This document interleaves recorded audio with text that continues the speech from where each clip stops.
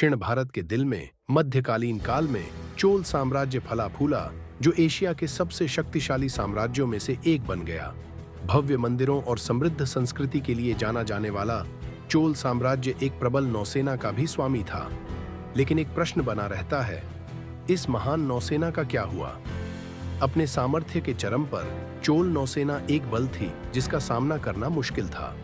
उनके जहाज चिकने और तेज, भारतीय महासागर के विशाल हिस्सों को जीतते हुए व्यापार मार्ग स्थापित करते और दक्षिण पूर्व एशिया तक अपनी प्रभावशीलता फैलाते थे। लेकिन फिर लगभग रातों रात यह प्रबल बेड़ा गायब हो गया। ऐतिहासिक रिकॉर्ड दुर्लभ हो गए और वह समुद्र जो कभी चोल गतिविधियों से गूंजता था, असामान्य रूप से शांत हो गया। ऐसा क्या हुआ कि इतनी नाटकीय गिरावट आई? इतिहासकारों ने विभिन्न सिद्धांत प्रस्तुत किए हैं। कुछ का सुझाव है कि प्राकृतिक आपदाएं जैसे सुनामी या चक्रवात बेड़े को नष्ट कर सकती थीं। अन्य मानते हैं कि आंतरिक संघर्ष या प्रतिकूल साम्राज्यों का उदय भी एक भूमिका निभा सकता है। किंवदंतियां धोखे की बातें करती हैं। कुछ कहते हैं कि दरबार में महत्वाकांक्षी अमीरों ने साजिश की, जिससे नौसेना का पतन हुआ और समुद्रों पर उनका प्रभुत्व खो गया। जैसे जैसे चोल नौसेना कमजोर हुई, व्यापार मार्ग बदलने लगे।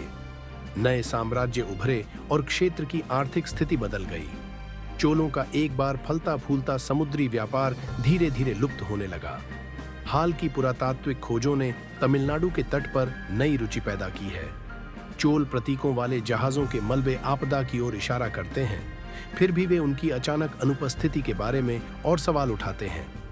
हालांकि चोल नौसेना इतिहास के पन्नों से गायब हो गई, इसकी विरासत जीवित है। वीरता, विजय और उनके गायब होने के रहस्यों की कहानियां हमें फैसिनेट करती हैं। इस महान बेड़े के साथ वास्तव में क्या हुआ? शायद समुद्र अभी भी इसके रहस्यों को अपने में समेटे हुए है। आपको क्या लगता है, चोल नौसेना का क्या हुआ? अपने विचार कमेंट में साझा करें और इतिहास की और भी दिलचस्प कहानियों के लिए सब्सक्राइब करना न भूलें।